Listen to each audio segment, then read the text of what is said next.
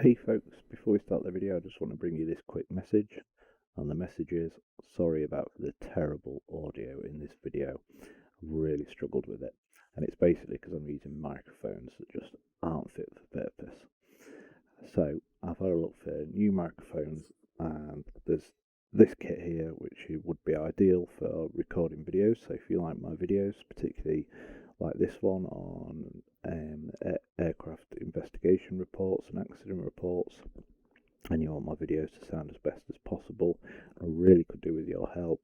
Just raising a little bit of money to be able to afford to buy this microphone for the purposes of making my videos. We're looking at about £70, so 70 viewers, each donated £1, would be there straight away. So that's the quick message before this video. Once again, I'd really appreciate it if you visit the link in the description below and consider donating as much or as little as you can afford. It really doesn't matter. I'm just really appreciative of all your help. Anyway, I'll stop talking and we can go to the video. Roll VT. Hi everyone, and welcome to the EGXW Info Group of Twitter accounts YouTube channel. And today we'll be reviewing the Accident Investigation Board report that was released yesterday of the incident involving the F-15 of RAF Lakenheath 43rd Fighter Squadron of the 48th Fighter Wing at Lakenheath on the 15th of June 2020. Now I did touch on this when we were doing our audio notebooks, and this is the first video that I'm going to do looking at accident investigation reports. I want to be mindful that particularly in this instance we are dealing with a fatal air accident, and indeed this is unfortunately First Lieutenant Kenneth lost his life in this accident, so I want to be mindful of that and respectful for that.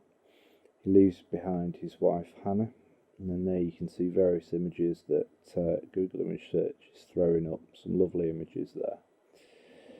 So as I go through this accident report, I'll try and remain as fact-based as I can, keeping speculation to a minimum, and just concentrate on what the accident report has brought up.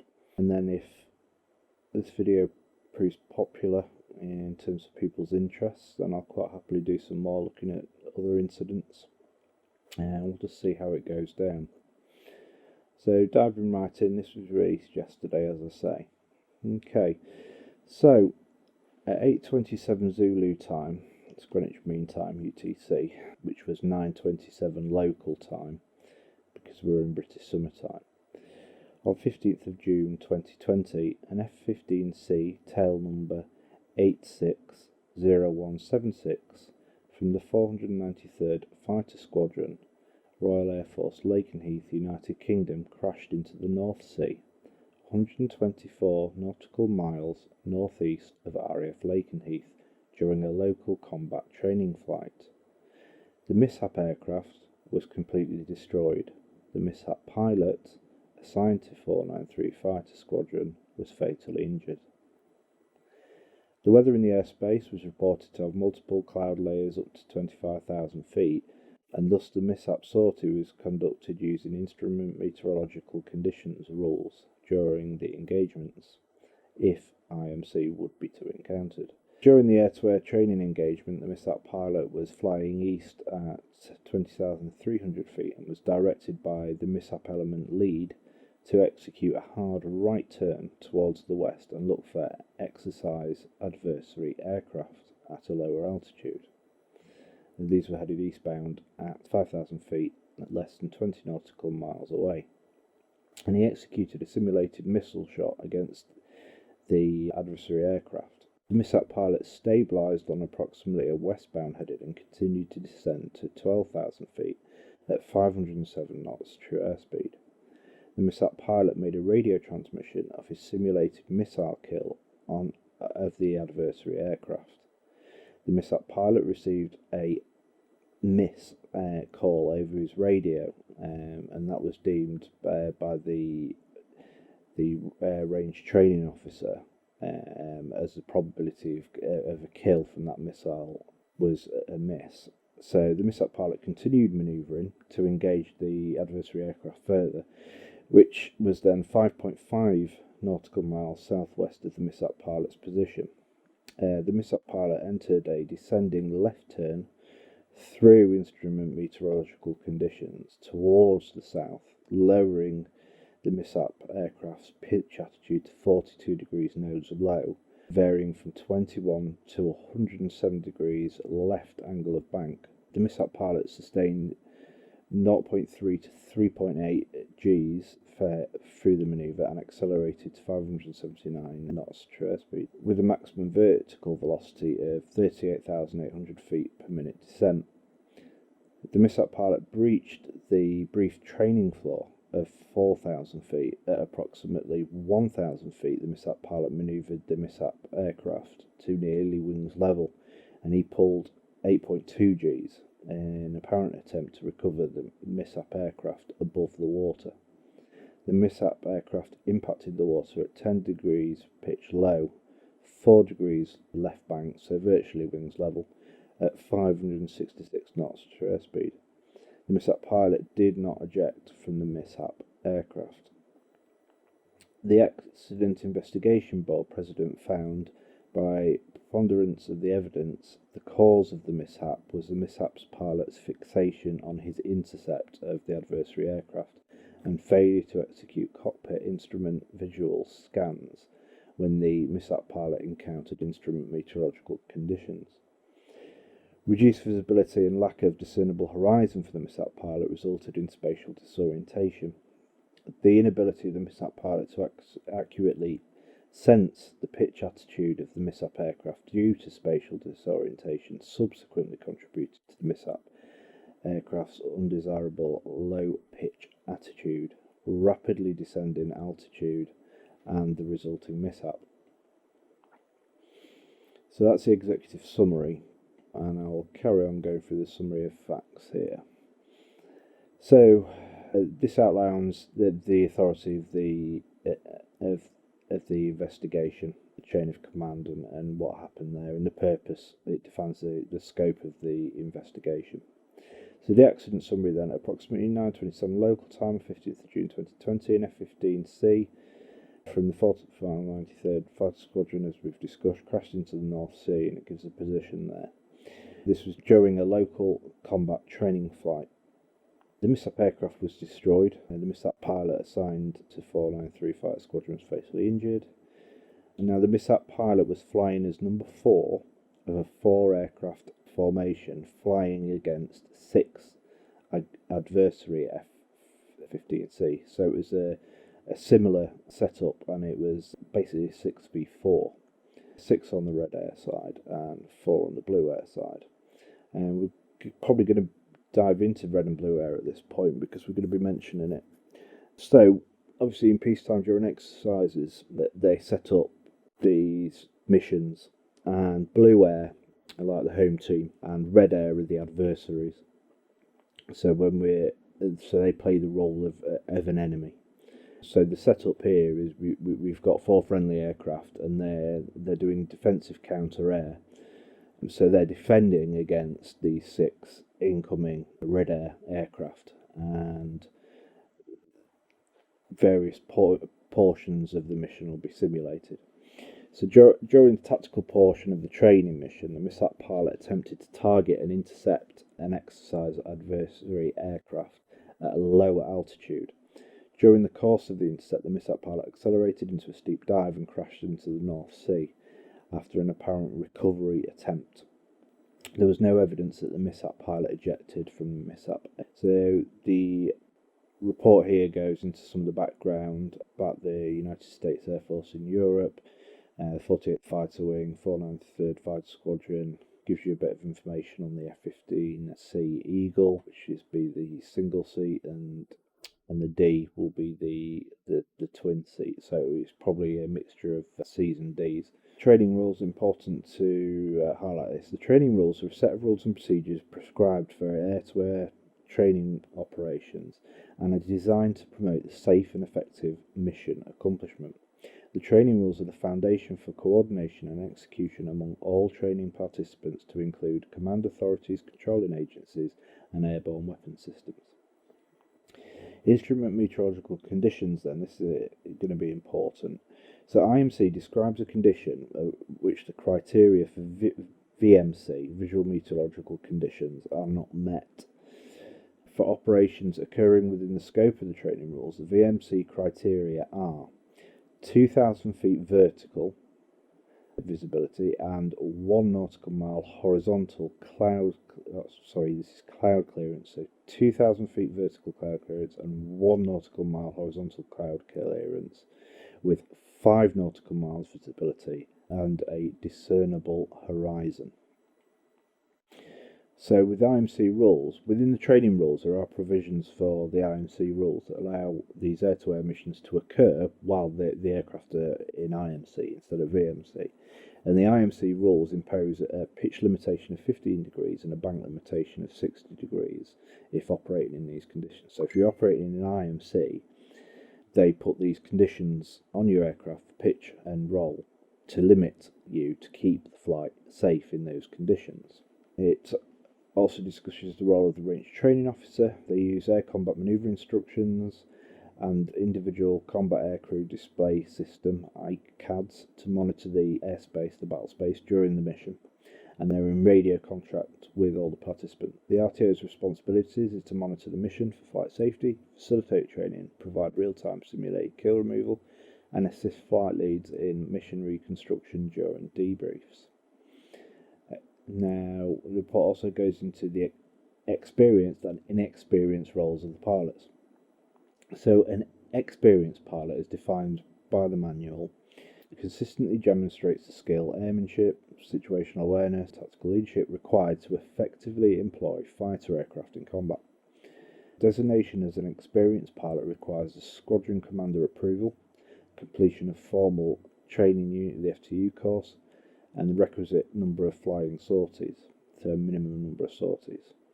The flying sortie requirement varies based on flying history in this aircraft, the F-15C or D, difference of course being single seat, twin seat, and other fighter aircraft. A pilot that does not meet these criteria is considered inexperienced. A newly qualified F-15C pilot with no prior fighter aircraft experience would require a 4-ship flight lead certification and 250 F-15 sorties to be considered experienced. I think that's going to be hours rather than 250 individual sorties. I think they're just hours out there. Pod data. So the P5 pod, they've gone out with these ACMI pods, and this pod provides them with trajectory information, and it's independent of the onboard aircraft data. Given the mishap aircraft's altitude, the roll, pitch and yaw rates are estimated using mathematical calculations. So, the sequence of events.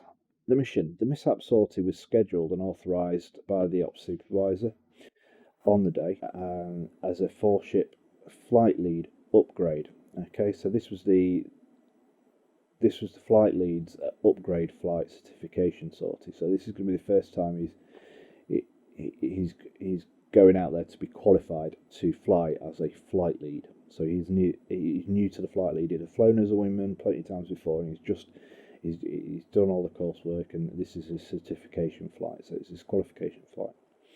The mishap pilot was assigned to the number 4 position. So Kage was assigned to the number 4 in that formation, and the mishap sortie included 9, as I mentioned before, mixture of C's and D's, and it was a 6v4 4v6 blue air red air DCA operation.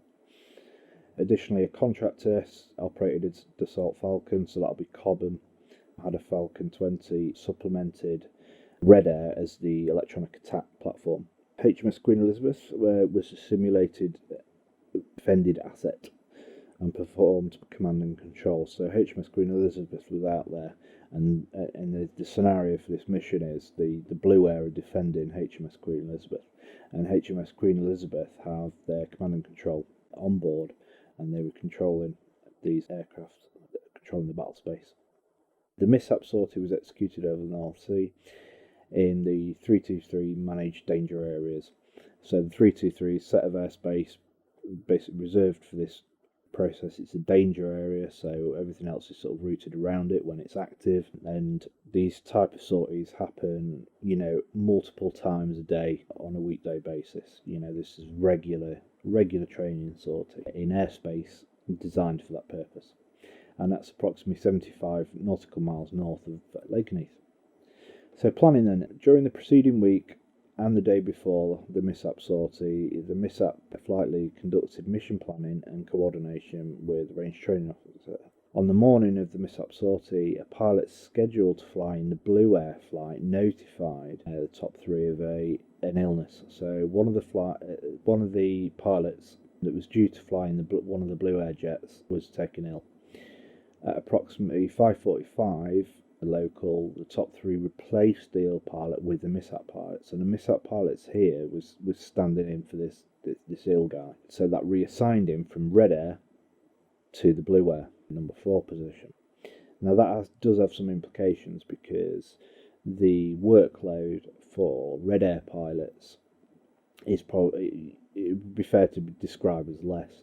So going from Red Air to Blue Air will increase your pre-flight workload, your workload in flight, and your post-flight for all the debriefs. So it would have increased his workload a bit. However, these things do happen, quite regular occurrences, and it would have been within his skill set to easily move the mentality of flying Red Air to Blue Air. These things happen all the time, so he should have been able to cope with that. Prior to 6:30 local, the mishap flight lead and the adversary pilot, so the lead pilot of the Red Air, completed the operational risk assessment worksheets. These are standardised checklists identifying common risk factors for a sortie. That's interesting, because recently there's been a few accidents where, doing these operational risk management worksheets, they've found that certain things have been missed off that might have increased the risk score. So it's interesting as we go through this to bear in mind this operational risk management worksheets, because they're obviously, well, I'll read it. They're standardised checklists identifying common risk factors for a sortie. As cumulative risk increases, the level of authority required to approve the mission profile also increases. So you need to go up the chain of command. The higher the risk of the sortie, mitigate the dangers. Both flight leads calculated a low level of risk for the mishap sortie. So this was categorised as a low level of risk, and as appropriate, the commander that had the authority to authorise the flight would have done so. At 6:30, the mishap flight lead conducted a coordination brief attended by the mishap flight pilots, so the Blue Air pilots and the Red Air pilots. Okay, so it's a combined brief. The squadron commander was the instructor pilot for the mishap flight lead. So you've got the squadron commanders flying out there as the instructor pilot for the mishap flight lead, because remember it's the flight lead's quali flight, and flew as the number 2 position for the mishap flight. The Blue RTO and the Red RTO did not attend the coordination brief, but were briefed by the lead prior to the coordination debrief. The coordination brief covered weather, training rules, special instructions, and other routine items in accordance with the rules. And IMC rules were discussed during the TR's phase of the briefing. Following the coordination brief, the mishap flight lead conducted a brief covering mission tactics. Afterwards, the incident pilot briefed the mishap pilot on the topics covering the BFM manoeuvres, basic fight manoeuvres, flight schedule following RTB, and refueling operations. So that's all the briefs. So we've got the pre-flight here. There was a small delay due to briefing about some maintenance on the runway in the vicinity of the mishap flight's aircraft. So they didn't experience any anomalies. So the mishap flight proceeded to the aircraft 3 to 4 minutes late. So, not a huge delay, but they were running a little bit late. So the mishap flight taxied, took off at 8:47 local, and departed to the airspace, encountering it. And this is where it become the weather becomes significant. So they encountered an overcast layer of clouds from 500 feet to 1,005. When established in the training airspace, the MISAP flight report performed a G-force awareness exercise, a manoeuvre designed to heighten pilot awareness of G-forces, and test related systems. So that's entirely normal. At the beginning of all these flights, you do a G1, and it's basically assessing your kit is capable of pulling G. You know, everything's inflating as it should, and also you're physiologically capable of pulling the G. So doing his GX. Due to clouds from the red air flight, the MISAP flight directed to the IP perform weather check. So weather check were done and obtained weather observation from the red air. So the blue air, the blue lead, checked in with the red lead, got a weather report. So due to clouds in the airspace, a MISAP flight lead declared over the blue radio channel unlimited, clear of clouds, IMC rules. So, you know, unlimited manoeuvring, clear of clouds, IMC rules in. Gave the altimeter of 29.88 inches, which established the type of manoeuvring category to be used in accordance with the relevant rules. In this case, aircraft in the MISAP sortie operated with the unlimited category, so no manoeuvring limitations above 5,000 feet while in visual meteorological conditions. So while the visual, we've got no limits on the manoeuvres as long as you're above 5,000 feet. And they operated using IMC rules when in IMC conditions. Tactical execution of the mission began at 9:15. 9:25, I'll zoom in here because I think the resolution will probably be a bit less in the video than I'm experiencing on screen here.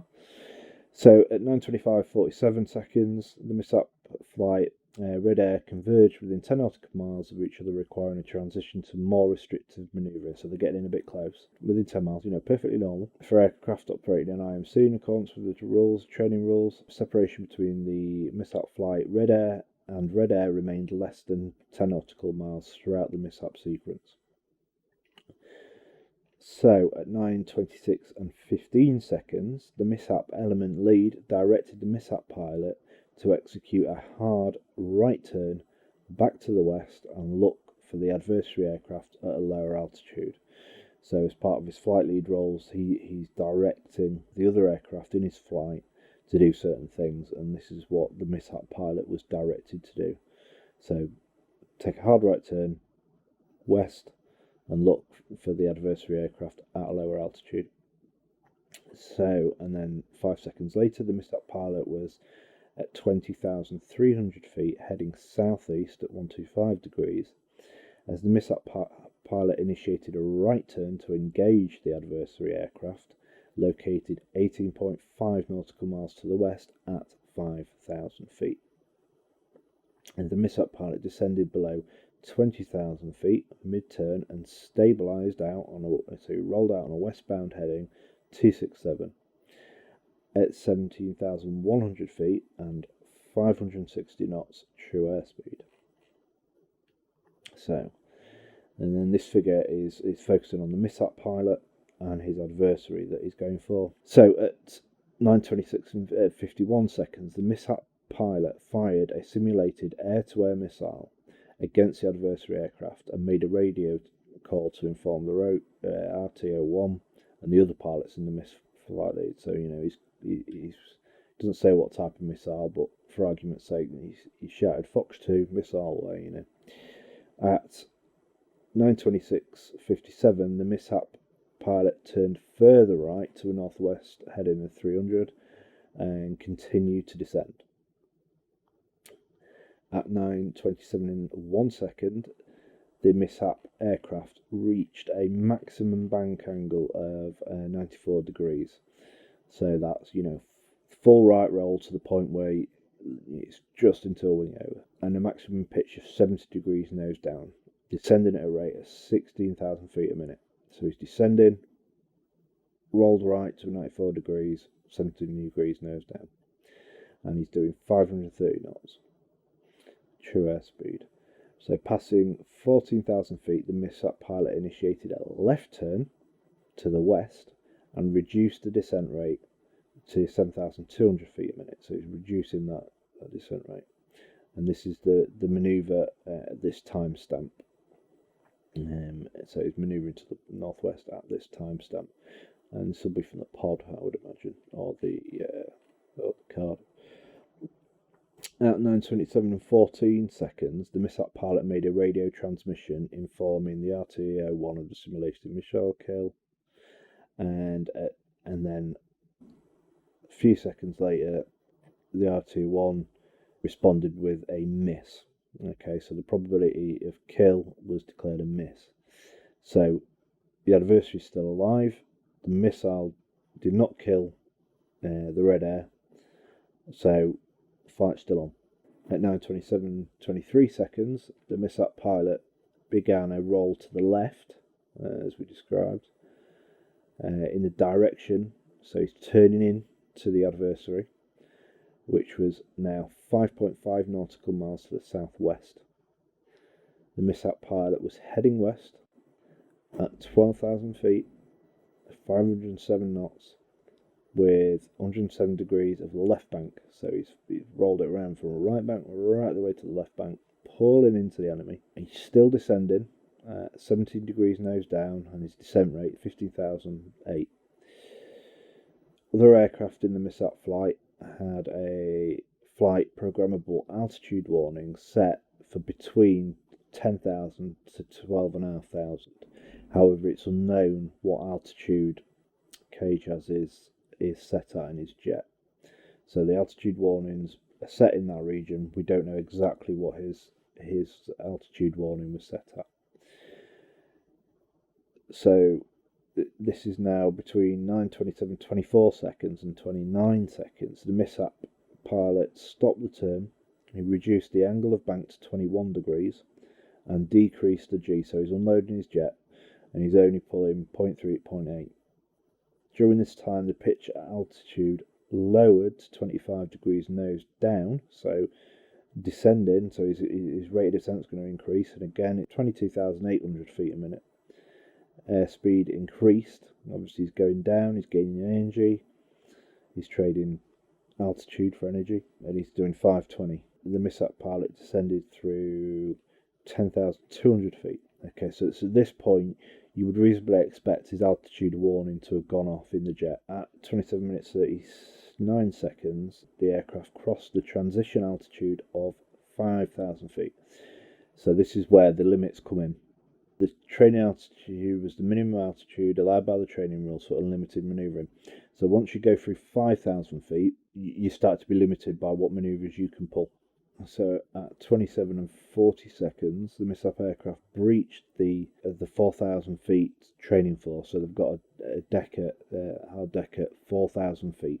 So it simulates the ground, basically. Gives you, in a training mission, you declare where your deck is to give you a bit of margin for error. So for the purposes of this simulated mission, we're saying the ground's at 4,000 feet. So he's breached this training floor. The training floor was a minimum altitude established in the special instructions and coordination brief for the tactical execution during the mishap sortie. So this was the brief floor.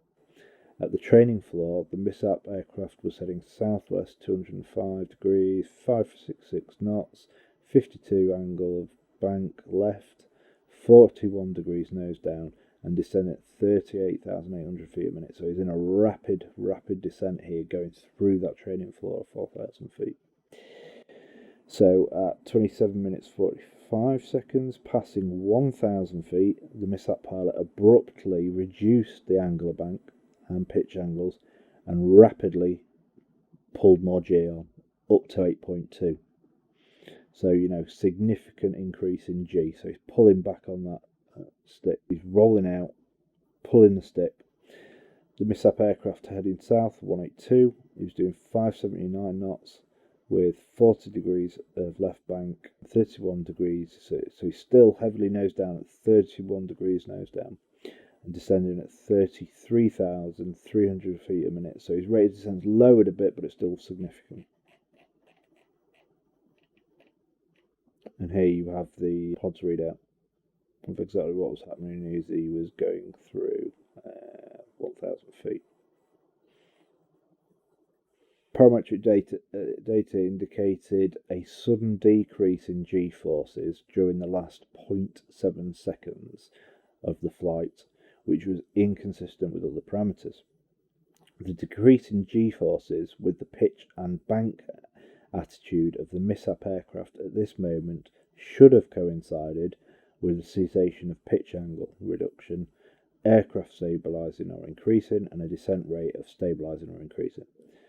Rather, during the same period, the pitch angle was reduced from 19 to 10 down, bank angle was decreased by 10, airspeed decreased by 9 knots, and the rate of descent decreased by at least 4,000 feet a minute, all of which are indicative of positive control inputs by the mishap pilot. So what they're saying there is, he's pulled all this G on, and then he's unloading the jet.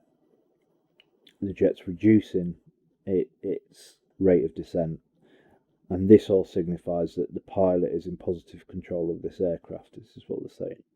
At 27 minutes 47 seconds, the mishap aircraft impacted the water, position given, heading south, 566 knots, 40-degree angle of bank, 10-degree nose down pitch, and a rate of descent of 17,300 feet a minute. So it's a good half of what it was. So as you can see, he's done this. His left turn, his right turn, left turn pull, coming behind the adversary, and that was his final point of impact. Some good graphical data, timestamp graphical data of his attitude, his pitch angle, his bank angle there, you can see, and highlighting the altitude, throughout this encounter, throughout this engagement, he's constantly coming down at varying rates, right until he impacts the water at point 12 there, timestamp 12. Egress and aircrew flight equipment. All flight and survival equipment had current inspections, and a pre-flight was conducted by AFE, so a survival guys. So everything was inspected before the flight, as per the rules. Pre-flight was done. Now the post-flight condition, the survival equipment was severely damaged and significantly fragmented, as you would expect. The emergency beacon was not recovered, though a proportion of the battery was retrieved from the ocean floor. Transmissions from the emergency beacon were not heard by other aircraft of the mishap flight. There is no evidence that the ejection sequence was initiated. With 31 degrees of nose down pitch at 579 knots, the F-15C flight manual states that the advanced concept ejection seat, the ACAS-2C, would have required at least 1,700 feet of altitude to complete the ejection sequence with the minimum terrain clearance. So it's outside the envelope, the seat's outside the envelope. Even if they're basically saying he needed to have pulled that handle by 1,700 feet to have any chance of surviving. At 9:27:45 seconds, the mishap aircraft passed 1,000 feet with the aforementioned parameters, then suddenly reduced bank angle and pitch attitudes, actions indicating a recovery attempt. So what they're saying here is, as he's flying towards the bottom of that envelope, where he's still within parameters to complete an ejection, he's manoeuvring his jet. So at this point, his mind's focused on a recovery attempt. That's what they're saying they can gain from this. So he's still trying to recover that jet. He's not ejecting. At this time, if the mishap pilot had attempted to eject instead of recover, the mishap pilot could not have successfully ejected due to the low altitude. So they're basically saying, even if he had tried to eject, he wouldn't have survived. Okay, so he was still controlling that jet all the way down. So search and rescue. The mishap aircraft crashed at 9:27:47 seconds, and tactical execution briefly continued on the mishap sortie. Multiple members of the mishap flight attempted to contact him on the radio. The instructor pilot initiated the knock it off call. Following no response from Kage, knock it off call signifies the end of tactical execution and ends the overall training scenario. When safety of flight is a factor, all the desired learning objectives are either met or are unobtainable. So standard knock it off call. The mishap flight with the assistance of the RTO-1 and C2 command and control used onboard and offboard sensors to search for him. So they're looking for him at this point. And they initially suspected he may have had an electrical or other systems issue. So they initially suspected maybe his radios have gone down, maybe his transponder's gone off. Let's use our onboard sensors, the radar, let's start looking for him. Now, this is significant in my mind. The mishap element lead attempted to descend below the weather, but was unable to do so. I think more will come up on that later. At 9:43 local, the mishap flight lead contacted the supervisor of flying, the SOF-1, to initiate the search and rescue operations. So multiple forces were launched and coordinated to assist. These include multiple F-15s, some KC-135 tankers, RAF E3D AWACS, Royal Navy surface vessels, and then Her Majesty's Coast Guard. Poor low-level weather in the search area hampered the airborne search and rescue efforts. So it's poor weather. That's significant. At approximately 11:35, aircraft were able to locate an oil slick and the mishap pilot shredded life raft. Over the subsequent hours, Royal Navy surface vessels recovered items from a stationary debris field that included the mishap pilot's survival kit and, crucially, the unopened parachute. A recovery of remains then. Preliminary search and recovery was conducted by the Royal Navy at the surface debris field. On 5th of June at 14:41 local, the Royal Navy recovered human remains within the debris field. Subsequent search and salvage operations were conducted by contracted vessels and Mobile Diving and Salvage Unit number 2 at the underwater debris field from 7th of July to 16th. The complete debris field was approximately 242 by 631 metres. Remotely operated vehicles positively identified the wreckage on the floor. ROV passed over the debris field, visually identify and recover any components. So they're looking for components recognised as potentially useful for any area of investigation. The ROV visually verified a target, marked location. It was recovered either by ROV mechanical arms or MDSU divers. And it says here, the following list is not exhaustive in nature, but it's provided to show what types of items are recovered. All primary flight control actuators, multiple sections of avionic boxes, various egress components, including the drogue chute, drogue gun, life raft, sections of the escape system, the aircraft digital RMM, removable memory module on the DVR was salvaged. Various hydraulic components, aircraft structure, canopy glass and pieces, captive air training missile sections, select cockpit gauges and displays.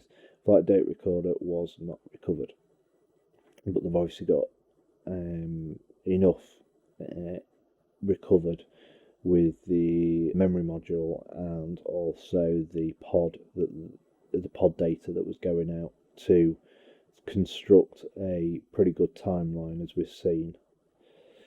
So maintenance then.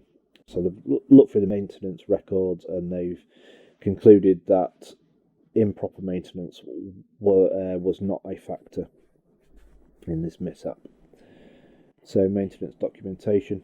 So it goes through all the service forms that have been looked at. There's no overdue inspections.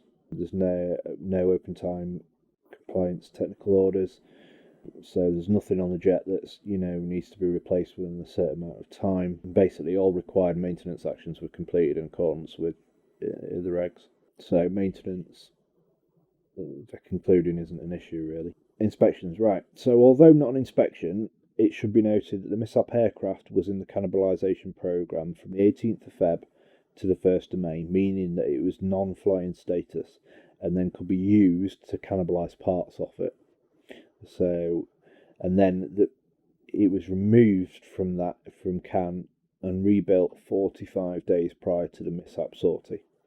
So it was down for cannibalisation. For whatever reasons, operationally, they've decided to bring it back and they've rebuilt it 45 days prior to the crash. They've obviously reviewed all the CAN stuff and rebuild maintenance actions and found nothing of concern. Significantly for this part, during the 45 days of flight operation, immediately after the CAN, so this is after the CAN rebuild, 45 days after the CAN rebuild, there were no maintenance actions performed on any component replaced while the MO was in CAN status. No evidence indicated of any CAN actions contributed to the mishap. And it says in here somewhere that it's been on various sorties since it was rebuilt. The usual inspections, pre-flights were done, no discrepancies. They did one, which would have been out of the 72-hour limit. So another one was done. They found a couple of hydraulic discrepancies noted. Both discrepancies were corrected, and all of the servicing data were verified to be correct during the electrical power on operational check. So on the second pre-flight, they found the hydraulic problem, but it indicates that it was all been fixed, and during the power on checks all was fine. All the maintenance was completed, so everyone was properly trained, everyone was certified, and all the forms were filled in accordance with the rules. So the conclusion here, no evidence indicated any local maintenance procedure contributed to the mishap, so nothing's out of parameters here. Details who carried out the maintenance. Obviously, they weren't able to do a full analysis of onboard fuel, oil and oxygen due to the nature of the impact and the items that were recovered. However, they did do some from what they could and found everything normal. Construction systems, no discrepancies. There is no evidence to suggest aircraft equipment was not functioning as intended. So, as far as they can see, everything they can tell, the aircraft has got no mechanical things whatsoever. Weather, significant. So the forecast for 8:30 local takeoff was northeast winds at 0409, 9 kilometres viz with mist, and an overcast ceiling at 500 feet AGL. Forecast weather in the danger areas that they're going to be operating was wind 290 at 9, unrestricted viz broken 7 to 25 and scattered from 25 to 28. So a lot of cloud out there.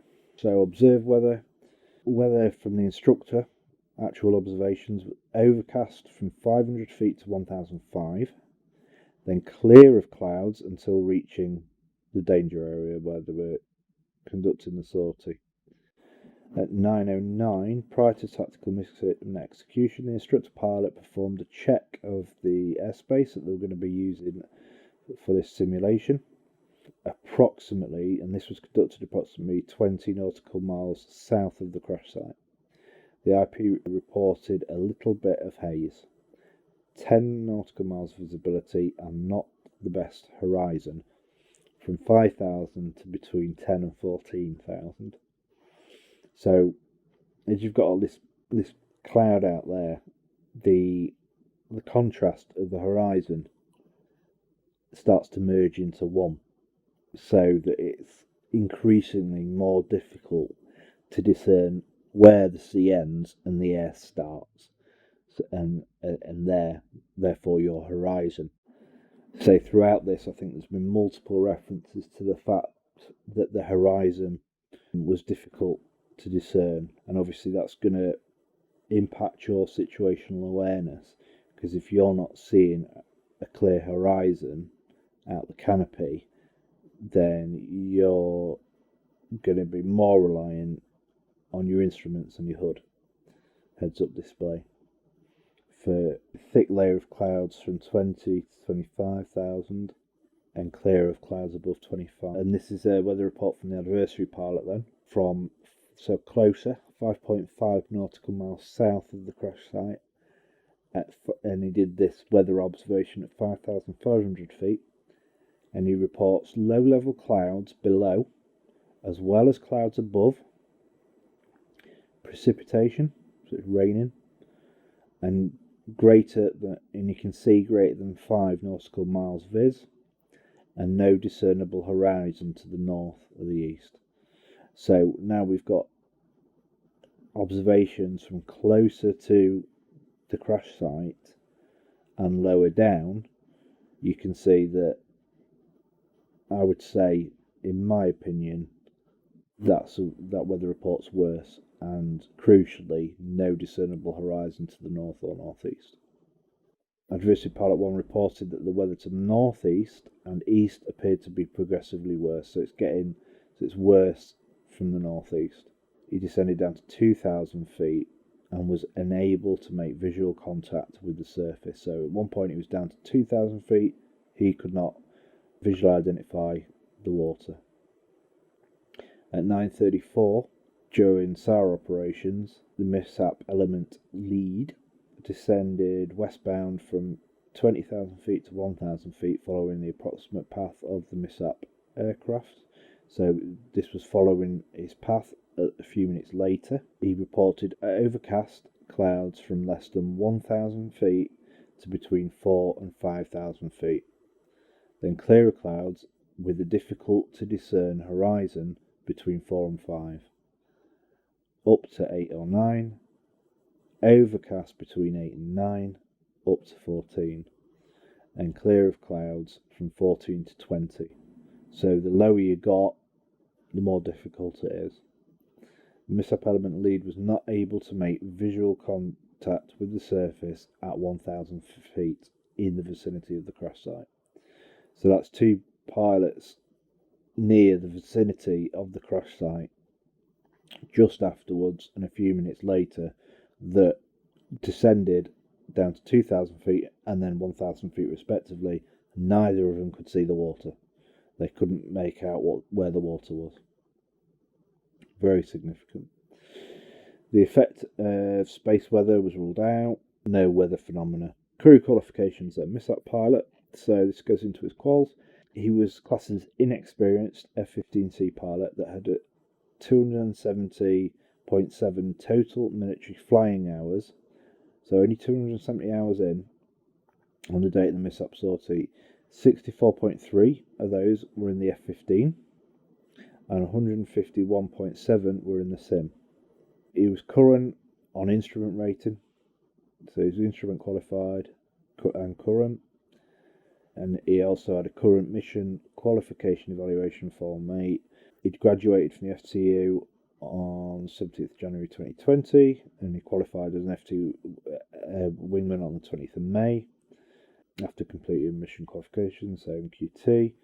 Performance-wise, he got high marks in the FTU and slightly above average grade reports in the MQT. So he's doing well, high marks, above average. In the squadron, the mishap pilot had a reputation as a hard worker who exerted significant effort studying and preparing for missions.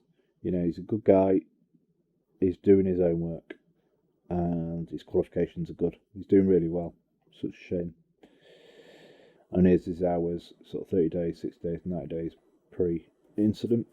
Medical, at the time of the mishap, he was medically qualified for flight duty.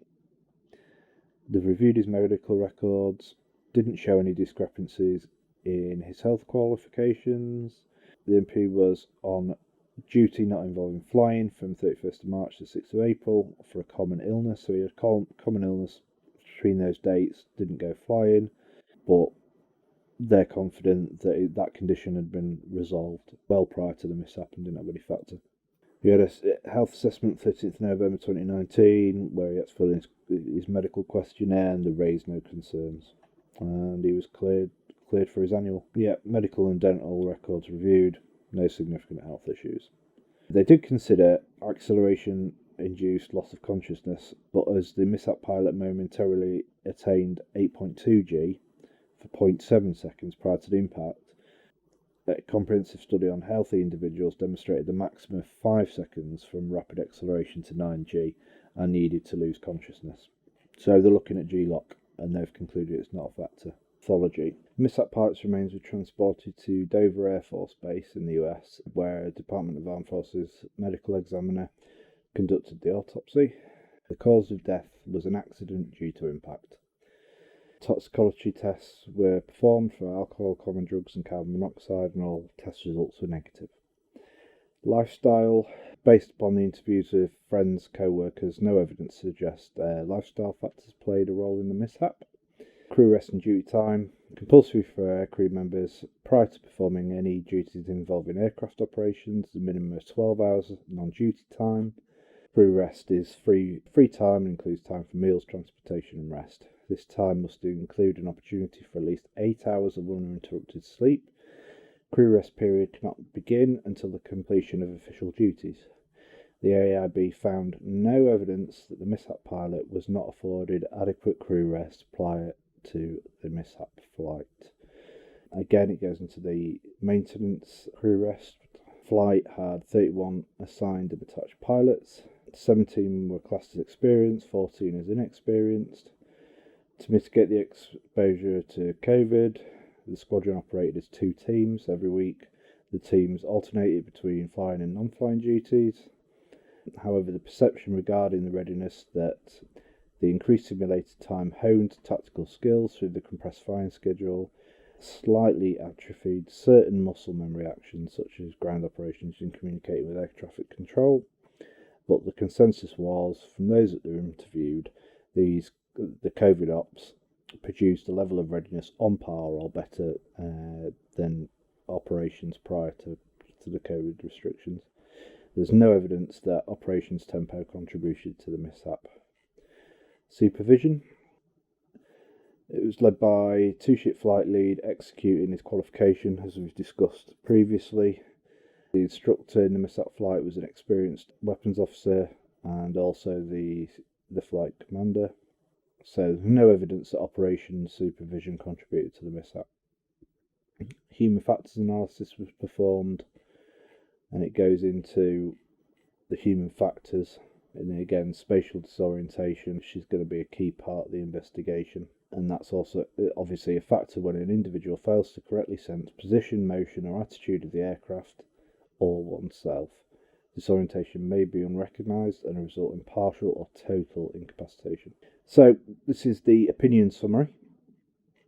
I'll read this out.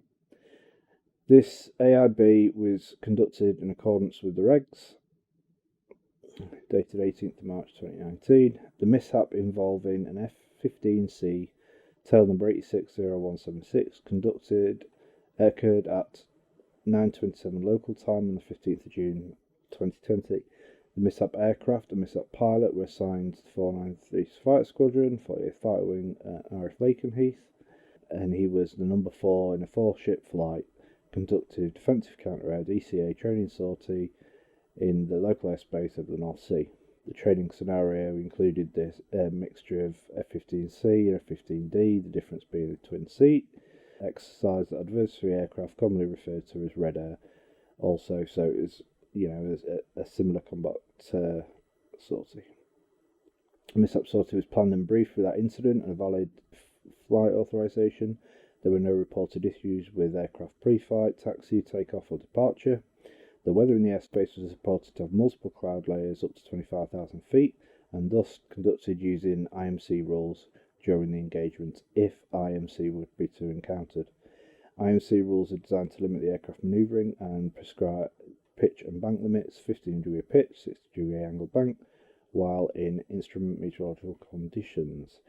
During the air-to-air engagement, the mishap pilot was flying east at an altitude of 20,300 feet and was directed by his flight lead to execute the hard right turn towards the west and look for adversary aircraft at lower altitude. The mishap pilot made a descending right turn towards the west. He used his onboard radar to lock the adversary in the radar. The adversary was headed eastbound at 5,000 feet, less than 20 nautical miles away. He executed that simulated missile shot against the adversary. The pilot stabilised on approximately a westbound heading and continued his descent to 12,000 feet at 507 knots. The mishap pilot made the radio transmission of his simulated kill, but it came back as a probability of a miss, so he continued the engagement. He entered a steep dive left turn to intercept the aircraft approximately 5 nautical miles south of the mishap pilot's position. The mishap pilot sustained 0.3 to 3.8 Gs through the manoeuvre and accelerated to 579 knots with a maximum vertical velocity of 38,800 feet a minute. At 1,000 feet, the mishap pilot manoeuvred the mishap aircraft to nearly wings level and pulled 8.2 G in an attempt to recover the aircraft above the water. The mishap aircraft impacted the water at 10 degrees pitch low, 4 degrees left bank, 566 knots. The mishap pilot did not eject from the mishap aircraft. So the cause. I find by preponderance of the evidence, the cause of the mishap was the mishap pilot's fixation on his intercept of the adversary aircraft and a failure to execute cockpit instrument visual scans when he encountered IMC through the mishap sequence. Based on testimony from other pilots in the vicinity, cloud layers were prevalent from 9,000 feet to 14,000 feet, in addition to a cloud layer between 1,400 and 4,000 feet, and multiple layers of clouds in the airspace. Testimony indicates the horizon was, if not impossible to discern, below 9,000 feet. After the mishap pilot received the miss transmission, the mishap pilot was approximately 7,000 feet above and 5.5 nautical miles to the northeast of the adversary. At 12,000 feet, the mishap pilot manoeuvred towards him with an aggressive left bank turn, increased the pitch of the mishap aircraft to 25 degrees nose low, but then suddenly decreased the bank angle to 21 degrees left bank and decreased G to 0.3, however remained 25 degrees pitch low. This manoeuvre strongly indicates the mishap pilot entered IMC conditions and decreased his bank, complying with the IMC rules bank limitation of 60 degrees, but he neglected to adjust the low pitch attitude. It is evident that the mishap pilot exited the clouds at 10,000 feet when he continued his intercept and engagement, entering left bank, increasing to 3.8 G, and the pitch attitude lowered to 42 degrees. As the mishap pilot approached the brief training floor, remember brief training floor 4,000 feet, and with a left angle bank of 60, the aircraft accelerated above 560 knots at 38,800 feet a minute descent. The mishap pilot's lack of awareness of accelerating downward through the brief training floor at 4,000 feet clearly indicates the mishap pilot fixated on acquiring the enemy aircraft either visually or with his radar and did not monitor his altitude, airspeed and cockpit instruments. As the mishap pilot exited the low cloud layer at approximately 1,000 feet with the visible horizon and ground rush of the rapidly approaching ocean, the mishap pilot immediately sensed his low pitch attitude and position and initiated a recovery attempt, but was unable to complete the recovery based on the low altitude and his high rate of descent. It is my opinion, based on the weight of the evidence, the mishap pilot did not attempt to eject. Parametric data indicate a sudden decrease in G-forces during the last 0.7 seconds of flight, inconsistent with other parameters. This decrease in G-force would have coincided with the cessation of pitch angle reduction, airspeed stabilizer increasing, and descent rate stabilizer increasing. However, during this same period, the pitch angle was reduced from 19 to 10 degrees nose down, bank angle was decreased by 10%, and airspeed decreased by 9 knots, and the descent rate decreased by at least 4,000 feet a minute, all of which indicate positive control by the mishap pilot until the point of impact. So they're saying he was in control, he was levelling out in an attempt to recover. I considered and analysed the possibility that the mishap pilot lost consciousness or an aircraft failure was the cause of the mishap. However, technical data clearly indicate the mishap aircraft was responding to deliberate flight control inputs consistent with the intent to intercept and shoot the enemy aircraft, the adversary aircraft, until his recovery attempt. During the recovery attempt, the mishap aircraft responded predictably to the mishap pilot's flight controls of roll, pitch, changes, this indicating the pilot was conscious and there was no aircraft malfunction. Additionally, there were no discrepancies or malfunctions with the cockpit instrumentation in previous maintenance inspections and flights preceding the mishap, thus providing no evidence to indicate cockpit instruments were not functioning normally during the mishap sortie. Substantially contributing factors. I find by a preponderance of the evidence the airspace environmental conditions and subsequent spatial disorientation substantially contributed to the mishap. Based on testimony of the weather conditions from other pilots operating in the vicinity of the mishap pilot, I believe the mishap pilot exited the clouds at 10,000 feet during his intercept of the adversary aircraft, but the reduced visibility below the cloud layer and lack of discernible horizon resulted in the mishap pilot's spatial disorientation. Spatial disorientation occurs when an individual fails to correctly sense a position, motion, or attitude of the aircraft or oneself. Without a discernible horizon, the mishap pilot could not accurately sense the low pitch attitude of the mishap aircraft and subsequent altitude loss. Spatial disorientation was unrecognizable by the mishap pilot due to his failure to execute cockpit instrument visual scans during the mishap sequence. By aggressively maneuvering the aircraft with a lack of exterior visual references of the horizon, sky or ocean, the only way for the mishap pilot to recognize his spatial disorientation would have been for the mishap pilot to reference his cockpit instruments for pitch attitude and altitude indications. The inability of the mishap pilot to correctly sense the pitch attitude of the mishap aircraft due to spatial disorientation significantly contributed to the mishap aircraft's undesirable low pitch, rapidly descending altitude and resulting mishap. So the conclusion.